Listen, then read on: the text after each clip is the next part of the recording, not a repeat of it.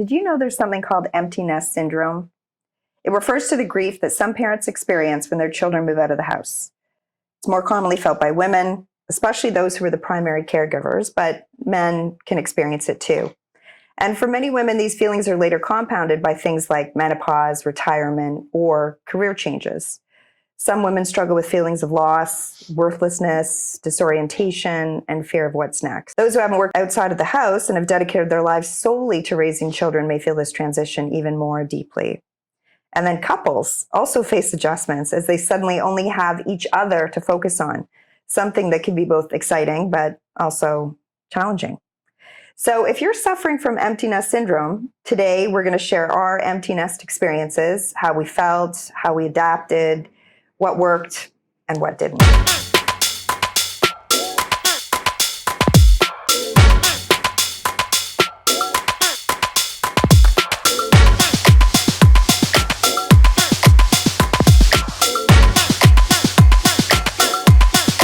I'd like to welcome Ellie.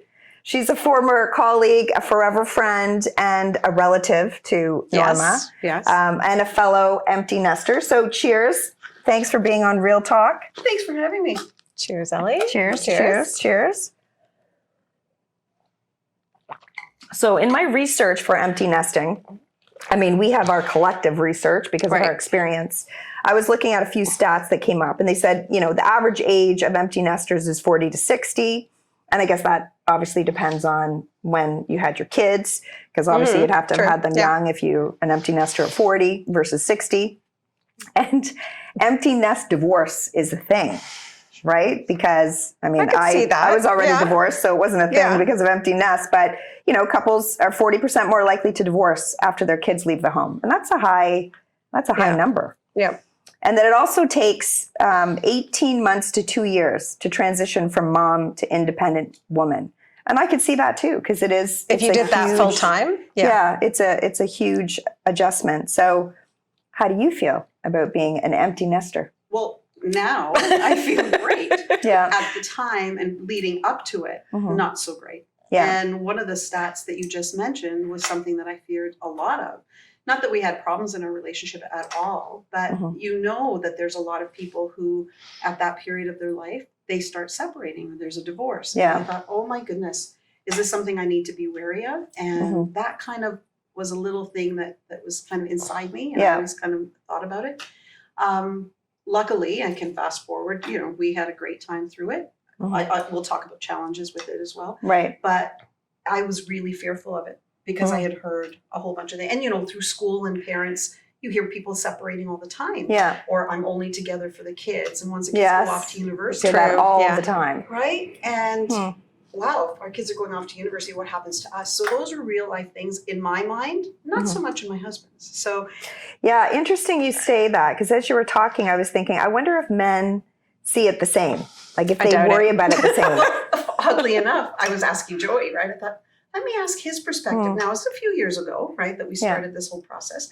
And I said, how did you feel about it? He says, what do you mean? Like for him, he was oblivious. And I said, weren't you worried? He goes, why would I be worried? Yeah. And I said, well, the kids leaving us. And he goes, well, it's a good time. And I thought, wow, here I was worried. And maybe you should have just asked him. You know what? I know, but honestly, that would have probably, alleviated your anxiety about it. 100%. And maybe that should be, I never thought about it until now. But I went, well, that's interesting because, you talk about it with your friends and you talk about, sadness and things like that. But I never really talked about it with him to say, well, how are you feeling about it? And, looking back, and he's like, well, no, I didn't really almost like I'm making something out of nothing. But to me, it was real. Right? Do women do that? Women never do that. We never do that. We should have Joey on. We'll ask him. Yeah. Well, now we're going to do empty nesters about men, and they're going to come on and say, what are you talking about? It's a thing? What? What is that? It's a show about nothing. It's a Seinfeld episode. Am I playing? I don't know. Exactly. But it is an interesting concept because when you're going through it, it's real. It's very real, and you get very worried. But like everything in our life, as you get married, as the kids grow, them going off to university was like, it's mild. It's like mild steps to get you to empty nester. That's right. It wasn't an immediate, like, when our kids turned 16 or 17, they moved out of the house. That would have been very traumatic. Yeah. But I don't think any of us would have ever kicked our kids out, nor would like they could have been living forever at our house.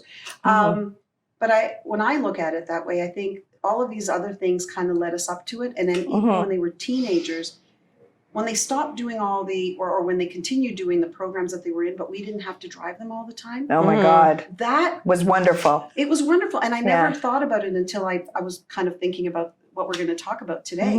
And I went, maybe that's another reason why I didn't go like truly overboard with all of this, is because our control over them, or the need that they had for us to be with them all the time, started shrinking already, right? So we did our job as parents to kind of bring them up and to teach them and everything else. And then they kind of didn't need us. So they were starting to get their independence, right? Yeah. But you don't see that at the time, right? Like you don't see these other little gradual steps as you're going through it. You're just worried that what's going to happen. And forget the worry of what's going to happen.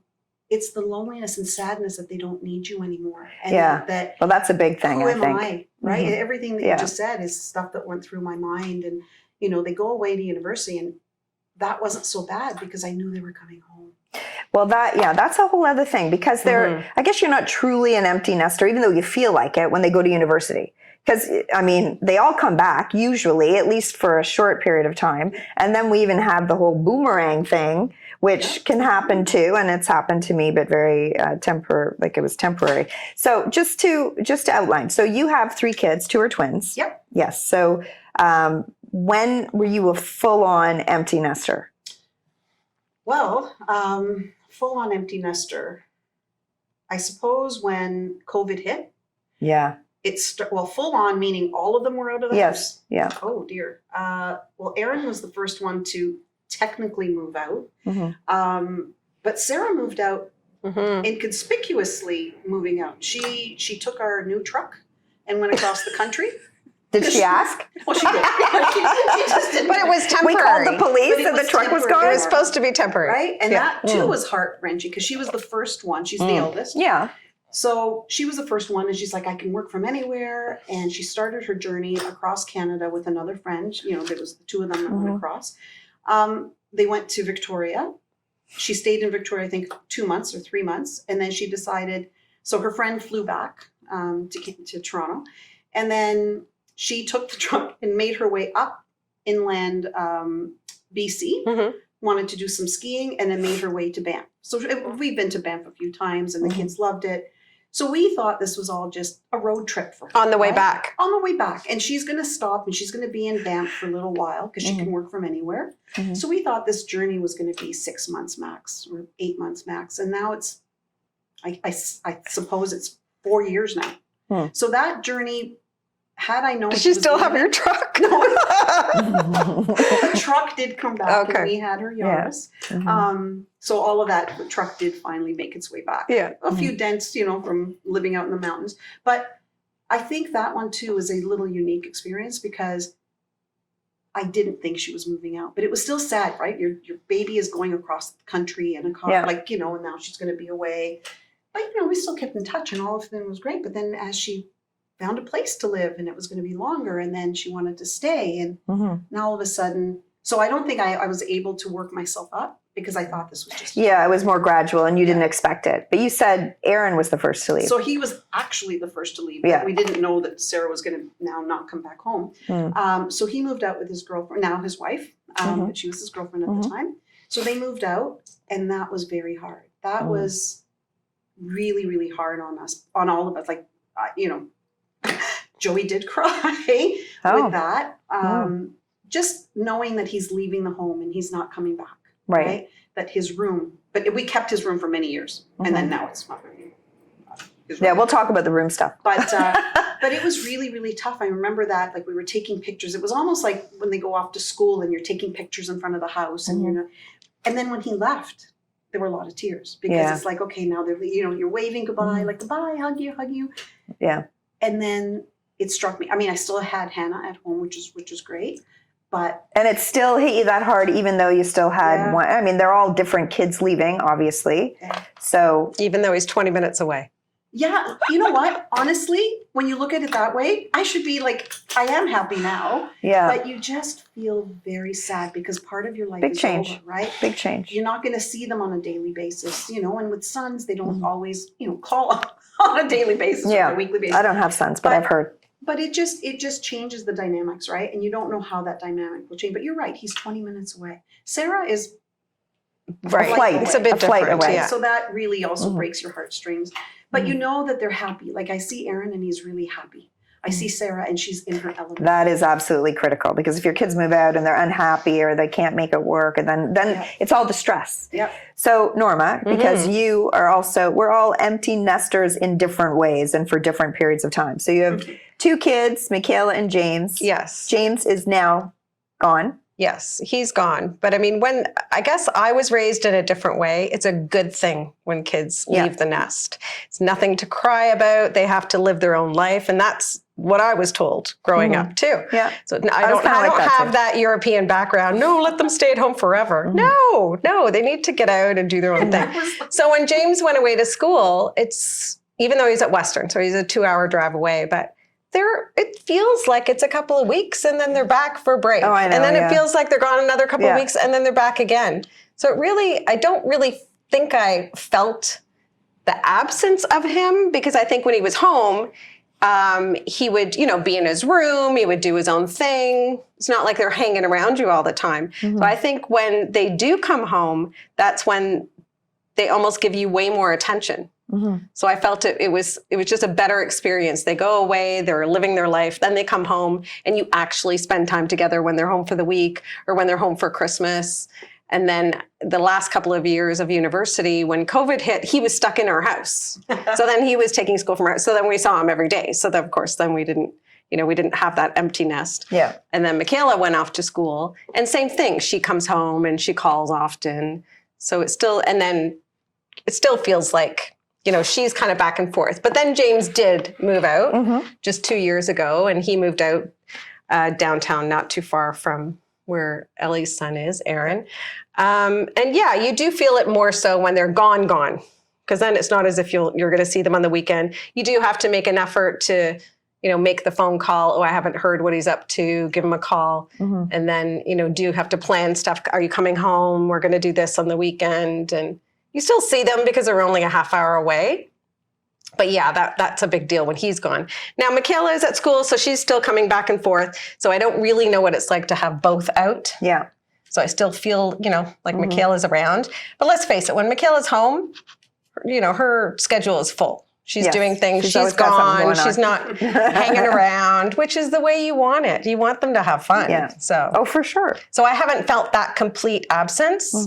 And I'm sure if you asked Michael the same question as Joey, he'd go, what are you talking about? He would have no idea what that is. And I can't say that I've experienced that, mourning for them because I feel like I see them all the time. Well, it's funny because the morning, and I'm not mourning them at all. Yeah. Because I am so happy that they're spreading their wings. Exactly. And they're living their life. And that makes us really happy. Yes. Sure. And that makes me proud as well. And I know, we know all each other's kids. They all That's right. hang out. Grew up together. They grew up together and they still hang out together. Well, your That's kids are cousins and we're just very close with all of you guys. Absolutely. And it really is lovely when the boys get together, right? Yeah. They don't live far away. But when you said that about going back and forth with school, with the twins, they were far away. They too were a flight away. Oh yeah, they went to Dalhousie. Dalhousie. Yeah. So both of them went to Dalhousie. that was a bigger thing for you. So they weren't coming home. They weren't as coming home for often. that reading week or the spring break or anything. So sometimes, they would. Sarah went to U of O. That's so right. for her, it was easier, either a train ride or. But still, Sarah went where? She went to Ottawa. Oh, Ottawa, right? Yeah. She went to Ottawa. Still like so a 5-hour or whatever drive. Yeah, so that wasn't too bad, right? And the flight is very quick and pretty cheap, as is the train. So she was coming home a little bit more often, but with the twins, that too was separate. So when they did come home, it was lovely. But Norma, exactly like what you said. Now, how we're keeping the tradition, or what we're doing is, like, pretty much Sundays is dinner for us. That at least I know Aaron and Ashley will be coming over, and we'll have a dinner. You do that together. every Sunday? And Hannah's living with you now. Yeah. So that's the Boomerang part. So Hannah came back. Yeah. She too had moved out. So I know, so that whole, when you said, complete empty nester, that was when Sarah's in Banff, Aaron is downtown. And then Hannah actually moved a block away from Aaron. Like she That's too right. was living down, and so close to James, close Yep. to Aaron. So that was lovely because they were all really close by.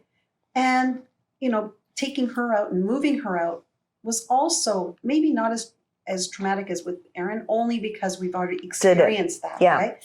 But it really did hit me when, you know, her friend that she was moving in with, they rented a U-Haul truck, and all of a sudden the U-Haul truck comes on the driveway. Yeah. And now it's like, wow, this is real. This is real. And so When the U-Haul truck came back. and the U-Haul came with more stuff. With more stuff. Always. But, you know, we helped her move in. The other parents helped, you know, their daughter move in. So it was a really nice, the apartment was very nice. And, but she lived out on her own. And the other thing is that she had gone to university. She went to Australia for a Oh, little I forgot while, that. Oh, yeah. yeah. right? So she was doing her studies, and finally with COVID, they opened up the restrictions. She was able to go there for the last 6 months of her studies. So, you know, so that's why I thought it was appropriate to say Boomerang, because she was the child who went to Australia and she became our Boomerang child. Yeah. But really, when she moved out too, and that was like the last one that moved out, that too hit me, because now that's it. The three of them are all gone.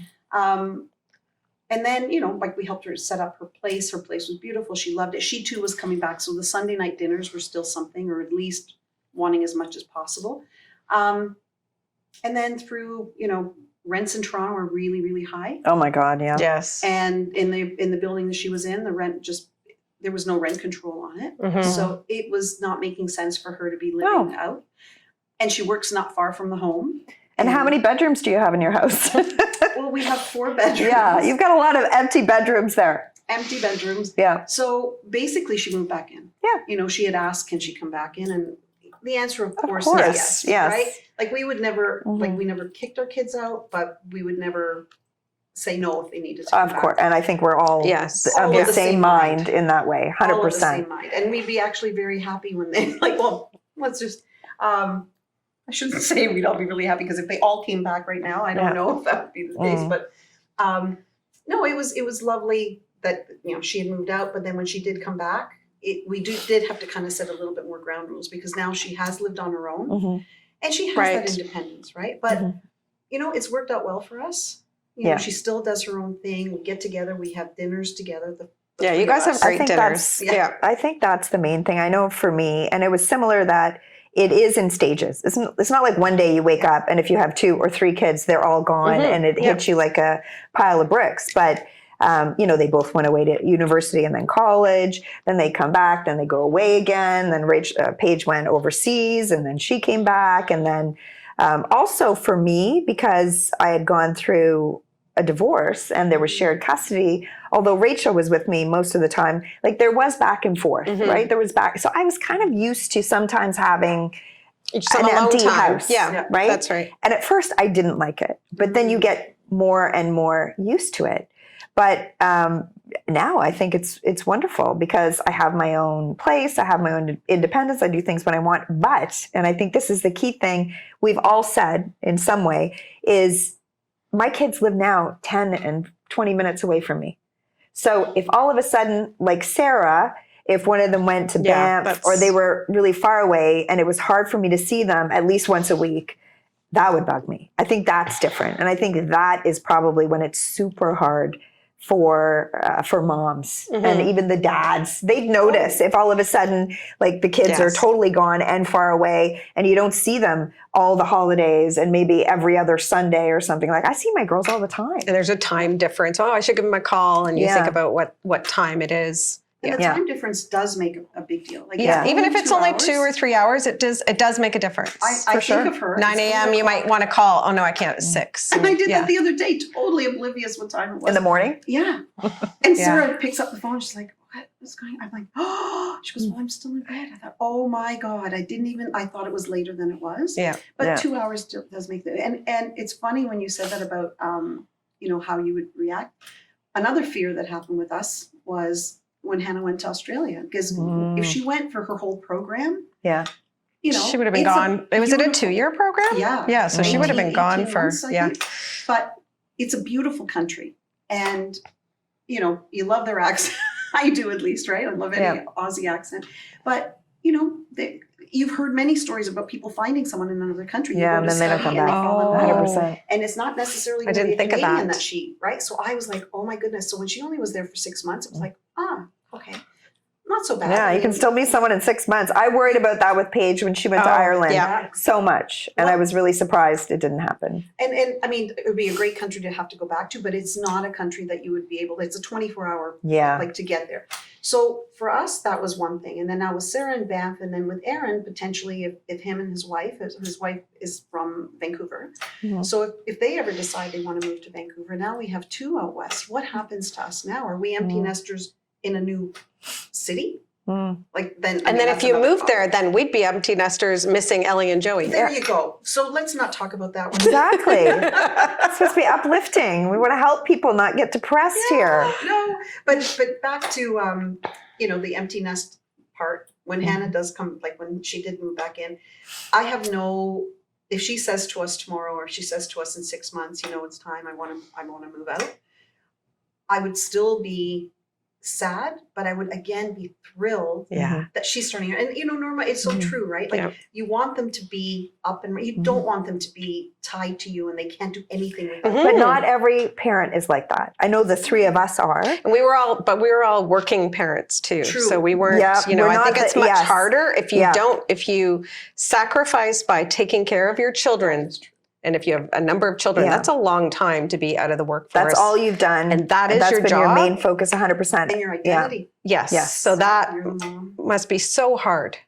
Yes, absolutely. I think if you're the one, you don't work, that's been your main job. Yeah. And then they all taking care leave, of the that would be kids. devastating. But I also know working women who were really freaked out when they knew their kids were going to leave. And like to the point, like they didn't know how they were going to manage it. And I remember thinking, but this is kind of good. And I don't mean they were moving across the country. It was just they were leaving the home. Yeah, and 'cause everyone's sometimes like, different. you Yeah. can't keep your kids under your No. skirt. They for the always rest of come your back. life. Yeah, exactly. But honestly, the best gift we could give them is the independence. Right? Yes, We don't that's see right. like a lot of And the things we don't- self-sufficiency. and- Yeah, like they still come to us for suggestions. A lot of times the kids are asking Yeah. Joey for a lot of questions or finances and Yeah. things like Mhm. that.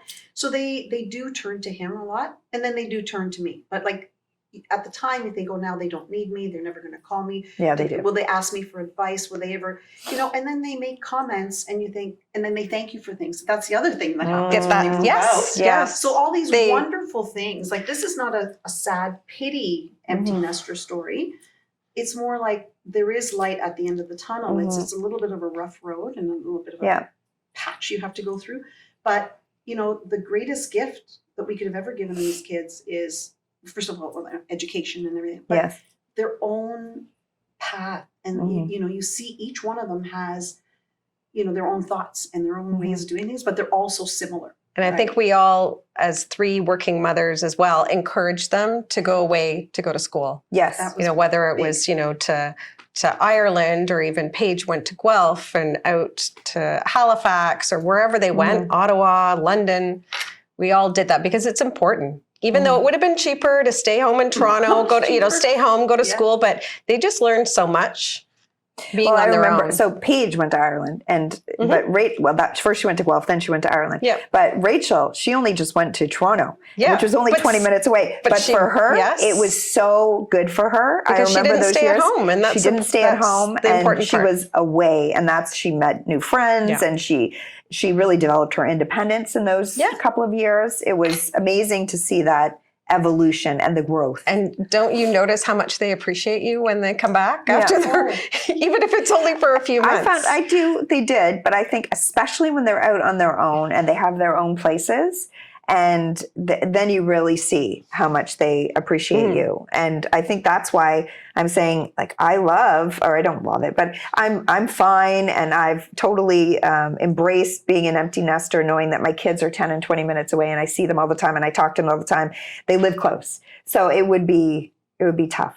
I'm sure it is tough with Sarah. So I have to say about like Sarah being away, it really breaks my heart. When we go to visit her, saying goodbye to her is really hard. Like there's a lot of tears that happen. But they're happy tears, right? Like they're not tears of sadness. They're still happy tears, I know what I call them. But when you said like they're 20 minutes away, I find that when the kids are far away, it's almost like a bouillon. You know how a bouillon is very concentrated? When we spend a week with her, or when she comes home for the holidays or whatever, in the summer when she comes home, it's a lot more concentrated time. That's a good point. If like with Hannah, there are times, great, we have dinner with her, but then it could be that she goes off doing she's her own busy, thing. So she's working. There's not that same concentration. But when you go visit someone who lives far away, or they come, you're spending a lot more time with them, and you're getting a lot more conversation. You're clearing your schedule. You're making sure and you have time to plan much more, right? Because when she's coming into town, she's telling everyone, I'm in town for this date to this date. When can I see you? So there's a lot more coordination with that. But I find that that's beautiful. But they do appreciate you much more. They really do. Like I've seen that in Aaron, things that he said with Hannah. Actually, she'd always said that to us. Even things like, you've come to Australia with. Like he came to Australia for me, and we're like, absolutely. Or you're helping me move. So all of them say something in their own way. But again, back to we gave them that independence. And I think for us, unlike both of you, who you left your tenants and you went away, I went to school here, and so did Joey. So I lived with my mom until I got married, and Joey lived with his dad. Well, no, not quite until he got married, but we were. So did Michael. And Michael, he lived with his parents until we got married. Homebodies or Torontonians that stayed here. We went clubbing with after university, but we went home. Yeah. Right. And so we really wanted to encourage, but I thought we were encouraging the kids, but it sounded like the kids were like, absolutely, we're not staying here. We're going away. And I'm like, but you have it good here. You can stay and you have your independence while you're here. You can save money. And all of them were like, no, we want to go away. And I thought, okay, that's good. We want you to go away. But it was weird, right? Yeah. Well, I think we're obviously, when we see our kids, they're healthy, they're happy, they're living their lives, they're getting married. Aaron's married, Rachel's getting married. They're getting good jobs. James has a great job. These are things that we can be really happy about. I mean, it would be more concerning if our kids were struggling, because that would be a different kind of conversation. But for some of the parents, or let's say mostly women, who are really struggling with empty nesting, what are some of the things that I know you did some research about things you can do if you're struggling as an empty nester?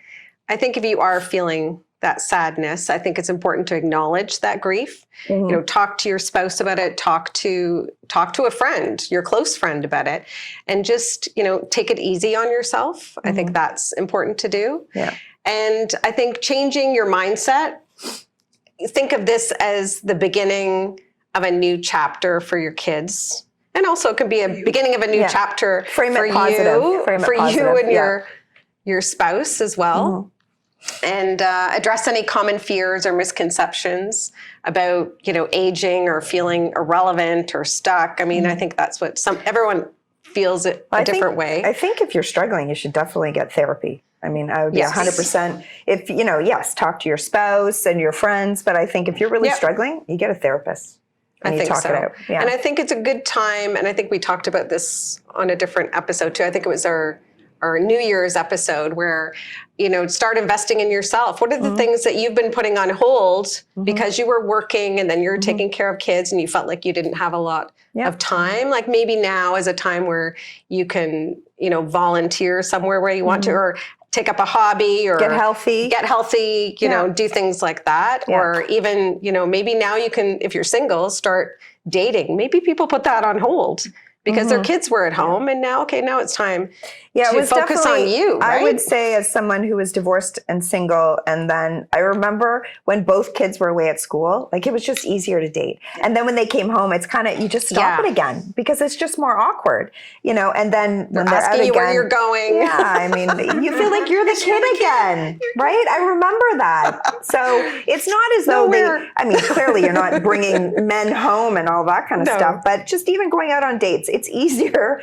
when you're alone and you just have your own schedule and all of that. So for sure, if you're single and then your kids leave, it's time to start dating. And I think, establishing, let's call it a new relationship or a different relationship, even with your spouse, where now you have time for you and your spouse to do things together. I know you and Joey do a lot of things together. Yeah. Well, I was just going to tell you that when you said that was one of the things that helped me through it. Is like, what can we do? So we, could play play tennis, we go for walks. But many couples maybe don't do that. So I love the fact that you're bringing this Well, up. those are the 40% that are getting divorced. Well, that's maybe why, right? Because you don't have things. Yeah. But you don't need to have, like for this whole empty nester thing, you don't need to be tied to now your spouse to be whole again. Yeah. You still have, like you said. Right? Yeah. And I think taking time out to maybe get in touch with friends that you haven't seen in a long time, because your schedule, as you said, you're not driving to different places to take your kids somewhere. So now you can say, oh, well, maybe I'm going to call my friend. Because maybe they're empty nesters too. From high school, and see if she's free to go do something, or, just get in touch with your friends more. Yeah. Well, it's funny you say that, because I had talked to a whole bunch of my friends, and we all have different things we get involved in. And so, euchre is once a month. Book club is once a month, right? Yeah. Euchre. I know, and you should be coming out. You are on the sub list, yes. Good. Sub. I'm a sub. But those are important things, right? Because some of the things that helped me as well was, like you said, like do different things. But it's talking to other women, right? It's asking and going through. So as something is happening, you hear other people, what they're doing, regardless of whatever. But that girls' network is a really big deal, especially when I think about my husband thought, he never really thought about this, but here we all kind of struggled, and we don't have to struggle in a silo. Yeah. Oh, I remember when we did the Blue Zone episode, and even watching that, the most important thing for being healthy and happy in life is community. That's right. And friendships, and those things are so important. So like when you've got your girlfriends, get together with them. And I mean, and it's still hard to get together. Like, look at us. We don't even live far, but we still haven't gone together for a big celebration that we're planning. And, we need to do that. We need to, because, we really are huge benefit to one another. It is, and you know what? Maybe that's another episode is like girls giving and girl friendships and all of that stuff, right? Because different things that you can do together. Different things that you can do, and I know. Just our relationships have been going on for very long right now, and there's a lot of history there. But I do see that the bond, and that we could say things to one another because we have that history, and that we could say things, and we know. And even though maybe 6 months have passed, you just catch right up. Of course, of course, yeah. So here's to girls. Yeah, girl power, girl power. Cheers. Anything else? Anything else we can do? I noticed one thing it said, that you can redecorate your child's room. Which is hilarious, because I'm sure a lot of people have done it. Yes. I did it. The room that my Rachel mother was did. In, She changed. I was 18, and I came home, and she changed it all into a guest room, 2 twin beds with. Yeah. No. Well, go ahead. I did that to Aaron's. Well, we did that to Aaron's room. It's still his room. Like, we still refer to the rooms as Aaron's room. That's right. Sarah's room, Hannah's room. Sarah's room is pretty much as is, because she does come home. Yeah. So we haven't, redone her room. Sorry, but Aaron's room is definitely redone. Yeah. Painted and things. Yeah. I have an office. Yeah. Michaela moved into James's old rooms. James moved downstairs. He has an area in the basement. When he comes home. And you do need a place for them to sleep. Yeah. And so then Michaela's old room now is my office. And I made an office out of, Rachel's original room before she went downstairs. But anyway, I made it my zebra room. I say zebra because it's zebra wallpaper. I love it. I almost never go in there. It's so weird. Sometimes. But I know. It's such a nice room. I don't know, but I don't know. Anyway.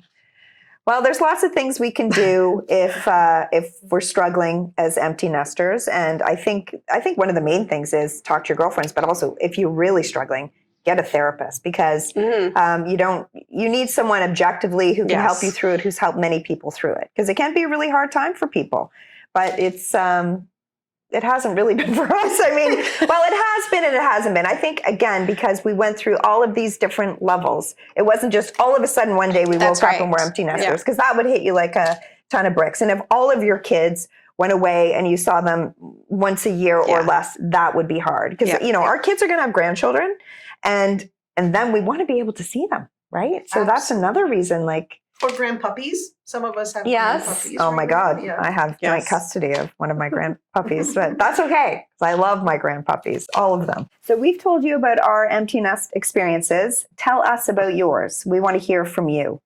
And if you've enjoyed this episode, don't forget to like and subscribe to our channel and drop a comment below. And let us know what topics you'd like to see from us in the future. Your feedback helps us keep it real. And that's what we're all about. Real life, real stories, real talk. And until next time, Be real. be real.